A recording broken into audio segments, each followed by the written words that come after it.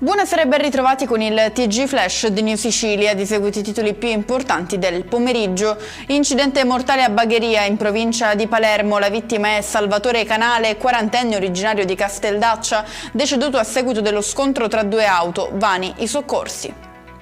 Patteggia per 3 anni e 6 mesi Francesco Cerrito, ex direttore del Dipartimento Sociosanitario dell'ASP di Palermo, sotto processo con l'accusa di corruzione. Era stato scoperto a ricevere una somma di denaro all'interno di una bomboniera nel parcheggio dell'ASP. Avviati nuovi finanziamenti a favore delle imprese danneggiate dal ciclone Harry e dalla frana di Niscemi. A distanza di 3 mesi, afferma il presidente della regione Renato Schifani, diamo il via alla seconda fase, quella della ripartenza. Gravi opacità nell'affidamento del servizio di elisoccorso è la conclusione a cui è giunta la Commissione regionale antimafia presieduta da Antonello Craculici, che ha approvato la relazione sul caso dopo una serie di approfondimenti avviati nel 2025. In chiusura il meteo, tempo stabile e per lo più soleggiato avvolgerà la Sicilia nella giornata di domani con picchi oltre i 25 gradi, nessun avviso da parte della Protezione Civile.